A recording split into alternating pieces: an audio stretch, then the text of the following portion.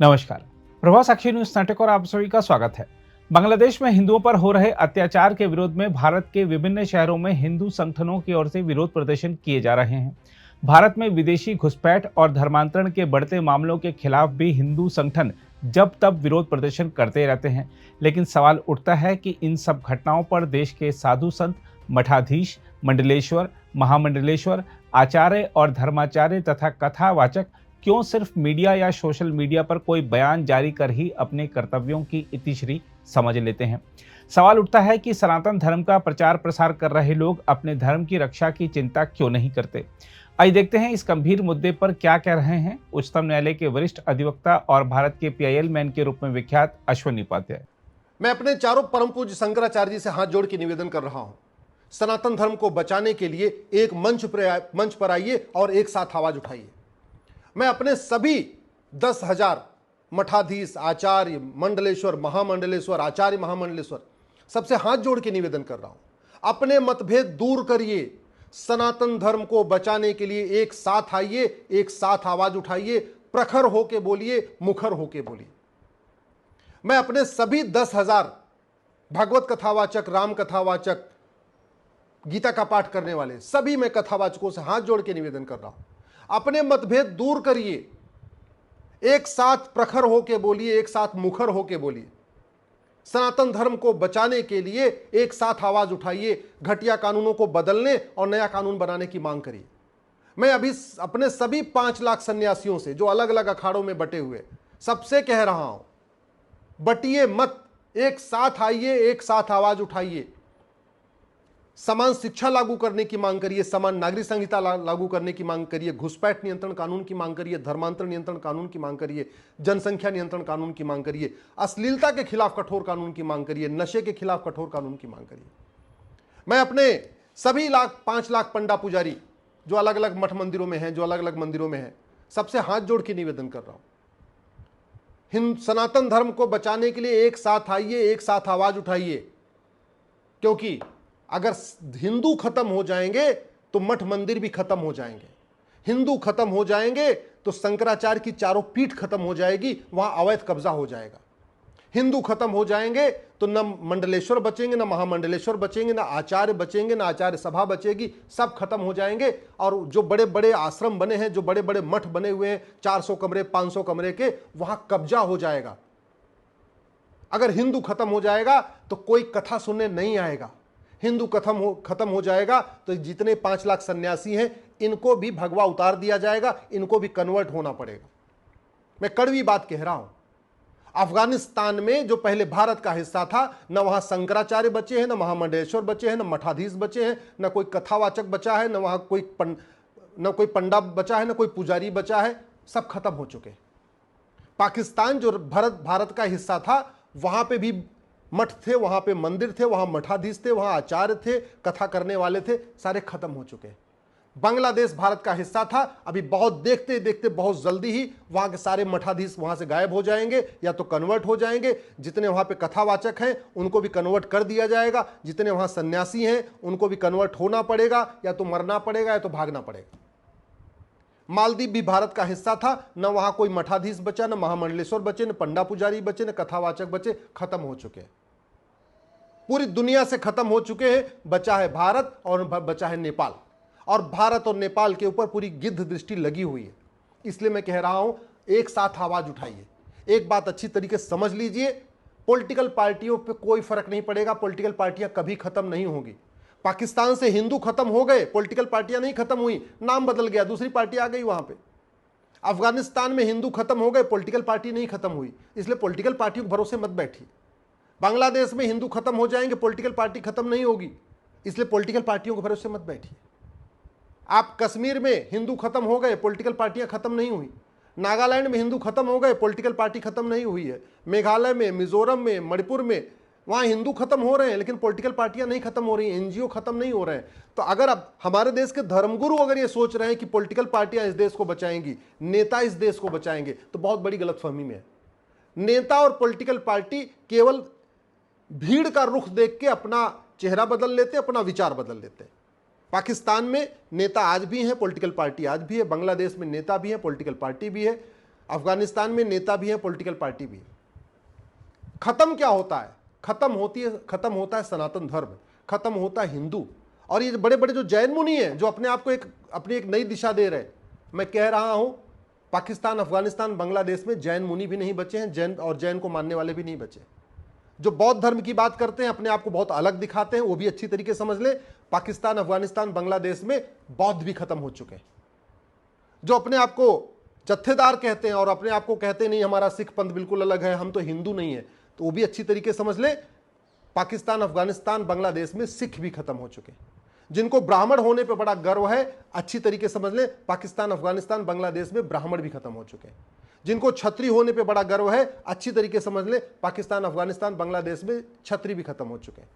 ये जो वैश्य और माहेश्वरी और जो अपने आप को बहुत उनको अपना गर्व है कि मैं तो मारवाड़ी हूं, मैं तो वैश्य हूं, मैं तो ये अग्रवाल हूं, मैं तो इस समाज का हूं, अच्छी तरीके समझ ले, पाकिस्तान, अफगानिस्तान, बांग्लादेश में न वैश्य बचे, न मारवाड़ी बचे, न जैन बचे, सारे खत्म हो चुके हैं, न अग्रवाल समाज के लोग बचे। जिनको लगता नहीं हम तो दलित हैं, हमको तो कुछ होगा नहीं, ये तो झगड़ा केवल ब्राह्मणों का है, अच्छी तरीके समझ लीजिए, पाकिस्तान, अफगानिस्तान, बांग्लादेश में कोई दलित नहीं बचा है, कश्मीर में कोई दलित नहीं बचा है, नागालैंड, मिजोरम, मेघालय की स्थिति आप देख रहे हैं। अगर आप जातियों में बटे रहेंगे आप खत्म होंगे। अगर आप पंथ के आधार पर बटे रहेंगे, मैं हिंदू हूं, मैं जैन हूं, मैं बौद्ध हूं, सिख हूं, आपका खत्म होना तय है। जब तक आप एक मुट्ठी के तरीके सनातनी नहीं बनेंगे, आपका खत्म होना निश्चित है। और ये हिंदू धर्म को, सनातन धर्म को कोई नेता अभिनेता नहीं बचा पाएगा, कोई लेखक बुद्धिजीवी नहीं बचा पाएगा, कोई पत्रकार कलमकार नहीं बचा पाएगा।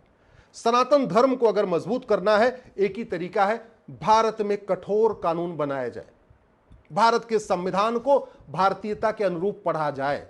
ये भारत का संविधान है तो भारत की संस्कृति की रक्षा के लिए है, भारत की परंपरा की रक्षा के लिए है, ये वसुधैव कुटुंबकम की भावना की रक्षा के लिए है, ये सर्वमंगल मांगल्य की भावना की रक्षा के लिए है, ये नारी तू नारायणी की भावना की रक्षा के लिए है, ये यत्र नारस्ति पूज्यते रमन्ते तत्र देवता की रक्षा के लिए। ये किसी विदेशी मजहब, विदेशी पंथ उसकी रक्षा के लिए नहीं है, ये भारतीयता की रक्षा के लिए। तो जब भारतीयता की रक्षा के लिए है तो इसको आप उसी अनुरूप पढ़िए। मैं अपने सभी चारों शंकराचार्य से निवेदन कर रहा हूं, मैं अपने सभी 10,000 मठाधीश, आचार्य मंडलेश्वर, महामंडलेश्वर से निवेदन कर रहा हूं, मैं अपने सभी 10,000 कथावाचकों से निवेदन कर रहा हूं, मैं 5 लाख सन्यासियों से निवेदन कर रहा हूं, मैं 5 लाख मठ मंदिर के पुजारियों से और पंडों से निवेदन कर रहा हूं। एक साथ आइए, एक साथ उठिए, एक साथ बोलिए। अरे कुछ नहीं कर सकते तो कम से कम फेसबुक पे अपना अकाउंट बना लीजिए और फेसबुक पे 5,000 लोगों को जोड़ लीजिए और वहीं अपना वीडियो शेयर करिए। जब तक सब लोग इकट्ठे हो नहीं आ रहे हैं, एक जगह इकट्ठा नहीं हो पा रहे हैं, कोई बड़ी रैली नहीं कर पा रहे, कम से कम अपना वीडियो तो शेयर करिए। 5-5 हजार लोगों को फेसबुक पे जोड़ लीजिए, वहीं अपना वीडियो शेयर करिए, वहीं अपनी बात कहिए, व्हाट्सएप पे अपनी बात कहिए, अपना वीडियो बना के व्हाट्सएप पे शेयर करिए, अपना वीडियो बना के अपने फेसबुक पे शेयर करिए, कुछ तो शेयर करिए।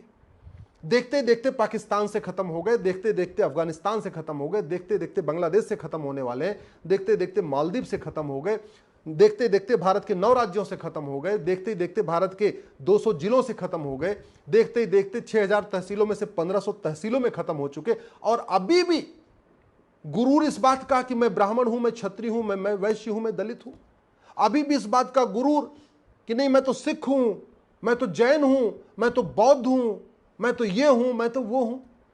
याद रखिए, आप सिख हो, चाहे जैन हो, चाहे बौद्ध हो, चाहे हिंदू, आप एक्चुअल में केवल काफिर हैं। आप ब्राह्मण हैं या क्षत्रिय हैं या वैश्य हैं या दलित, एक्चुअल में आप काफिर हैं। और काफिरों को कन्वर्ट करना ये ड्यूटी बनती है। क्यों? क्योंकि बड़ी स्वाभाविक सी बात है। कॉन्सेप्ट क्या है आपको पता ही है कि जब तक 51% नहीं हो जाएंगे तब तक कयामत की रात नहीं आएगी।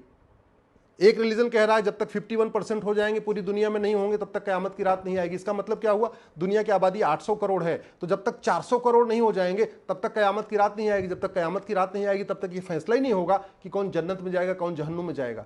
तो उनकी पूरी कोशिश है कि जल्दी से जल्दी हम 50% से ज्यादा हो जाए। अगर दुनिया में 800 करोड़ लोग हैं तो हम जल्दी जल्दी 400 करोड़ हो जाए।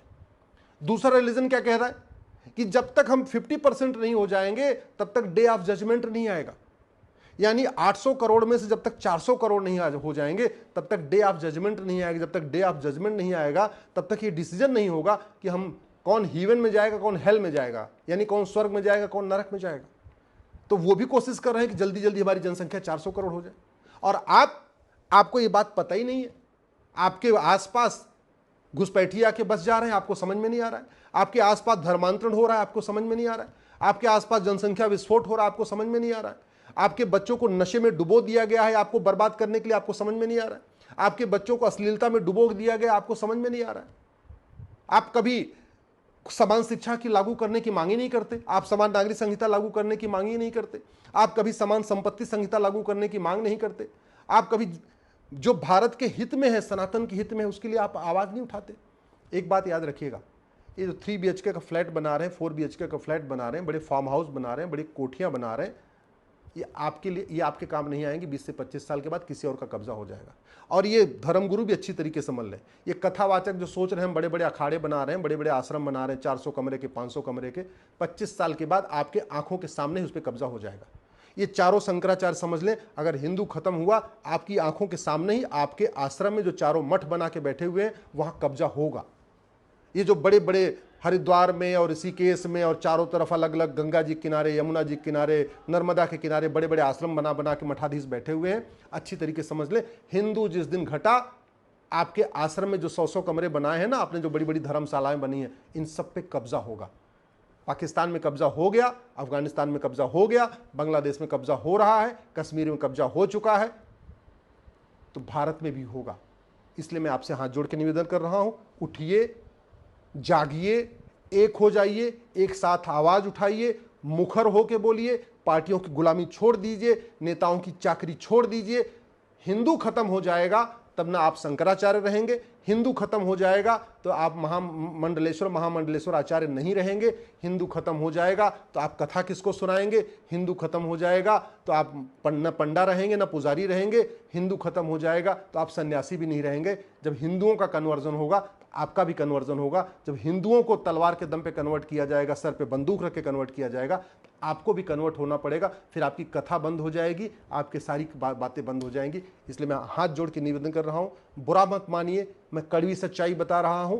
दुनिया इतने देश के देश बदलते चले गए, हमारी बस्ती की बस्ती मिटती चली गई है। और अब तो भारत के 9 राज्यों में 800 जिलों में से 200 जिलों में 6000 तहसीलों में से 1500 तहसीलों में भी खत्म हो चुके। कम से कम अब जाग जाइए। अगर आप भी लेना चाहते हैं देश दुनिया की तमाम जानकारी तो आज ही सब्सक्राइब करें हमारे चैनल को। साथ ही नीचे दिए बेल आइकन को जरूर दबाएं ताकि हर अपडेट आप तक पहुंच सके।